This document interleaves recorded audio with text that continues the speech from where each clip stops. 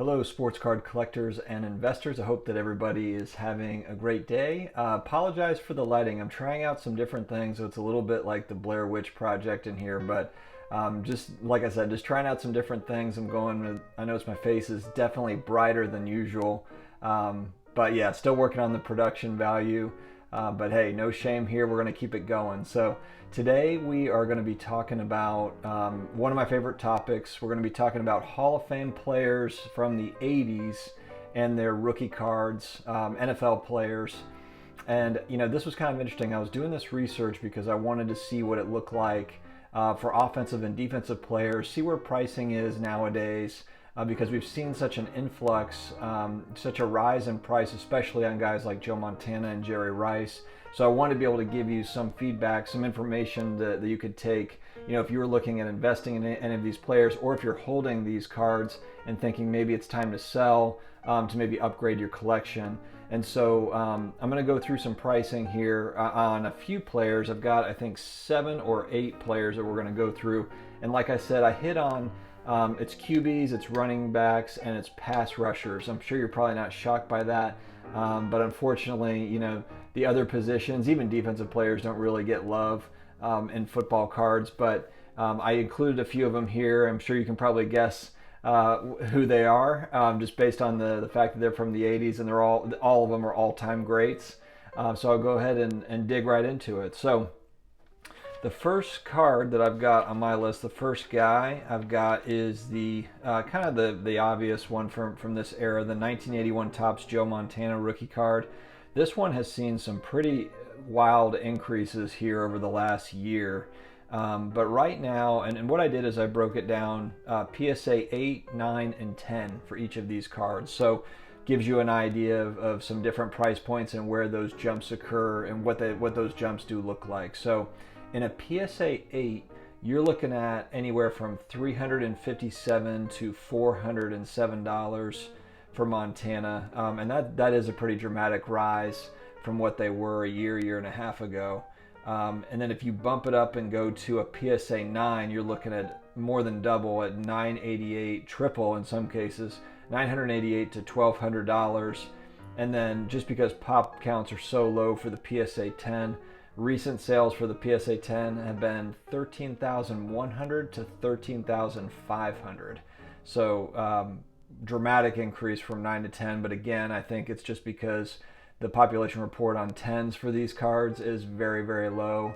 And so there's just that scarcity there. It's an all-time great QB in the NFL, top 5 quarterback in the game, period.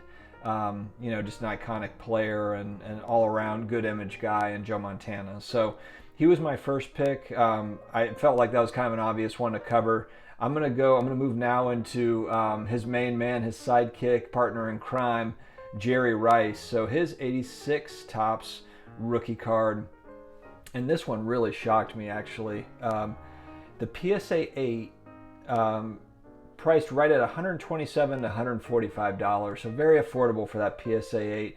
These are incredibly tricky. These 86 Topps, from what I've heard, just the centering on these to get good centering is very difficult. The way that they were cut, just the way that these cards look too, it's really obvious if you don't have good centering. So I think that's kind of the main factor when you're looking at PSA grades on these. So the 8s are a little bit more common, so you're sitting at 127 to 145 in recent sales. PSA 9, less common, and the price shows that. It bumps up to $1,600 to $1,775 are the recent sales there for Jerry Rice.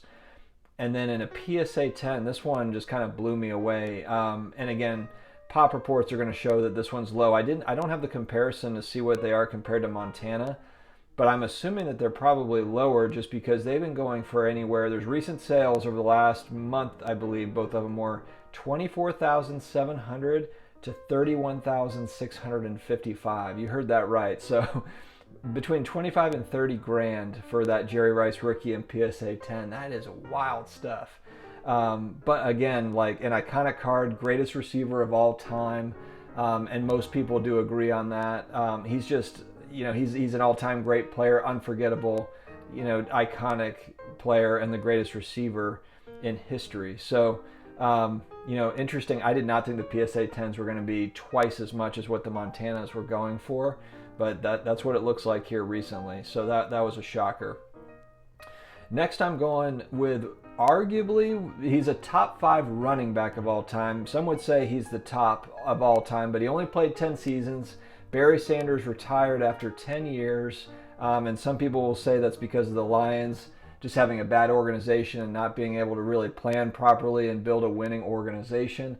Others will say that he didn't want to be in a wheelchair for the rest of his life and had taken a beating over those 10 seasons as the workhorse running back for the Lions and decided to hang it up. However you look at it, this guy was electric. I mean, he was, Emmitt Smith is the all-time leading rusher, but Barry Sanders was by far the most exciting running back during this time. And even since then, there haven't been too many running backs that are in the same league as Barry Sanders. And so I'm looking at he's got a few rookie cards. The 89 scorecard, I would say, is his most iconic. It's the one that I was chasing as a kid. I do have a couple of raw ones that I own now. I don't have any PSA graded ones. I was looking for a PSA 10 until the prices really started to spike and kind of moved up out of my price range. But this one fairly common in a PSA 8. You can find them anywhere from $38 to $46 here recently. So if you're just looking to get in and have one of these and hold it, that's kind of a nice price point. They are fairly common though, and then there are a lot of raw ones of these that could very well be 8s as well. So I mean, just if we're talking about scarcity, but again, you're getting in at $38 to $45. It's not, you're not spending $1,000 on the card at that price point. So it's a nice price point to get in. PSA 9s are a little bit more and probably worth the extra money just for that scarcity factor. They're at $124 to $152, so very affordable, really. But again, this is during kind of that junk wax era. Those 89 scorecards are more, a little bit more common than some of these other ones we're talking about. So keep that in mind. A PSA 10, and actually these prices have come down a little bit because I remember seeing this card get as high as $800-900, maybe even $1,000 in some instances here recently. But it looks like recent sales have this at $697 to $750 in a PSA 10. So actually, they have come down. I was actually looking at this, I think only 6 months ago. These were maybe more like $350, $400. So they have spiked considerably over the last 6 months, and that's probably, a function of the card market in general skyrocketing, and then, guys and gals going after, all-time players and all-time greats. You see that with Michael Jordan, and, that's carried over in baseball and Wayne Gretzky in hockey. They're looking for those all-time great players, scooping those up, and so that's where you've seen the prices rise, and it's amazing. But in a PSA 10, I think that it's very difficult to find PSA 10s for this card, so I'm not really shocked at that price increase. Next, I'm moving on to my next two are a couple of quarterbacks that everybody will know. 84 Topps John Elway is the first one, and I'm going to kind of move through. I mean, he's multi-Super Bowl winner, all-time great for the Denver Broncos. He's a pretty safe investment long-term just because, he and Dan Marino, which will be my next guy I'm talking about, these guys are just, they're just known as those 80s quarterbacks, right behind Montana. Quarterback play was not at a premium the way it is today back in the 80s, and so, these guys were in that top 5 class of QBs back then, and they were just highly accomplished and groundbreaking type players, along with, I would say Jim Kelly is not on my list, but he's right behind these guys as well. He went to 4 Super Bowls with the Bills.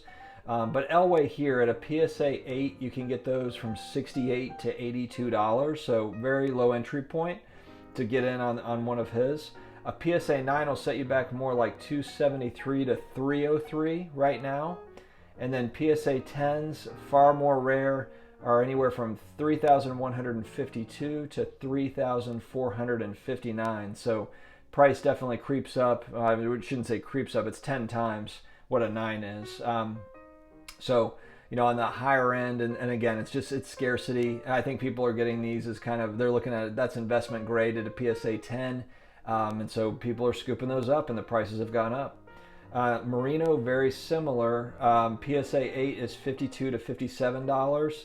PSA 9 is $202 to $230, so a little bit less. And then his PSA 10 has been selling for less too. But you know what? I think there's more of them out there for Marino than there are Elway. I'd have to double check that. But at PSA 10 for Marino, it's $2,250 to $2,300. So I don't know if you look at that as a value play, but you know, again, there's scarcity there. All-time great QB, the best Dolphins quarterback of all time, probably. You know, maybe Tua will have something to say about that, but you know, he's an iconic player, so I get it. Now I'm going to move into some of the defensive players, give some love to the defense. You know, and these are guys, these are more, I think, for collectors, because from an investment standpoint, defensive players, like I said, have not gotten the love, although that could be an opportunity to where prices are lower on these guys. And so if demand does go up and you happen to have them, you know, just because the demand isn't high right now doesn't mean that it won't be in the future. And so first I'm going to cover the 1986 Topps Reggie White rookie. And so in PSA 8, 20 to 25 bucks, very available. PSA 9, 130 to $145. And then in PSA 10, I actually could not find an 86 Topps example, but he has another rookie, the 85 Topps USFL card that a lot of people are aware of as well. One of those went for $341.50. And again, just because not a lot of these are traded, not a lot of these are sold, there is an element of scarcity with these. So, you know, if defensive Hall of Famers get hot in NFL circles for collectors and people are buying those, might not be bad to have some. And so next I'm moving on to arguably the best defensive player in all of NFL history. This guy reinvented the linebacker position for the Giants. Everybody knows him, the 82 Topps Lawrence Taylor rookie. And this is another guy that really hasn't gotten love over the years with his cards. And a PSA 8, $77 to $90, and this is on the, you know, this is an early 80s card, so this is not junk wax era stuff. This is you know, early 80s, so definitely, you know, less available for sure. PSA 8, $77 to $90. PSA 9s jumped quite a bit, $379 to $410. And then the PSA 10s are up there, $3,150 to $3,605, $3,605 are some recent sales in PSA 10. So that's, you know, to me, I was actually surprised to see that PSA 10 price for LT because, like I said, these guys just do not get love. You know, and so I'm curious, actually, if I could go back and maybe look at what prices are a year ago. Maybe I can do that through the PWCC tool or something, but I'd be interested in seeing what those were because I bet those have gone up dramatically over the last 6 to 9 months.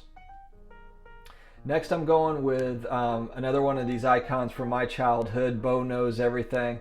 Bo Jackson, the 1988 Topps rookie card for him is the one to own. He does have a few different rookies. He's got quite a few actually, and there's insert cards and different things that are pretty cool. But I'm just going to stick with kind of that base card. The 88 Topps Bo Jackson rookie, PSA 8, very, very inexpensive. But again, you know, they were also mass produced. At $20 to $25 you can get in there. And I mean, that's about what the grading fee is. So I mean, if you're a Bo Jackson fan, that's pretty solid value to me. PSA 9s are just a little bit more, $50 to $55. And then PSA 10s, which are definitely more rare, $575 to $600. So for a guy whose career was cut short, but was you know, he was kind of the Michael Jordan of the NFL in the late 80s. He really was. I mean, he came on the scene. He was a wrecking ball, an unbelievable athlete, played baseball as well. He was the one, along with Deion Sanders, primetime Deion Sanders back then, that were playing two sports. And these guys were just freaks of nature. I mean, and Bo was one of those athletes that, you know, the sky was the limit for him if he had not gotten the hip injury that ended his career early. It's a shame. Because he's an all-time great player that just didn't get the chance to do it, to play a full career. So, but an all-time just a great player and a good guy in general. So gotta love this card.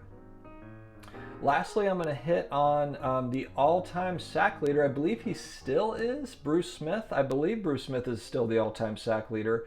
His 86 Topps rookie cards in a PSA 8 are only about $20, very similar to Reggie White's. They're the same price point. PSA 9 jumps up again, same as Reggie's, $125 to $150.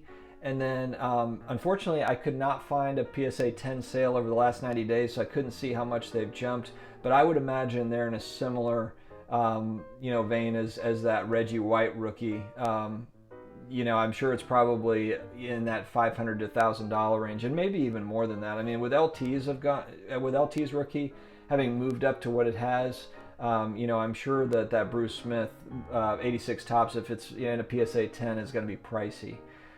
So anyway, guys, thank you very much for tuning in. I love talking football, and these are cards I'm always looking for. I don't have enough of these.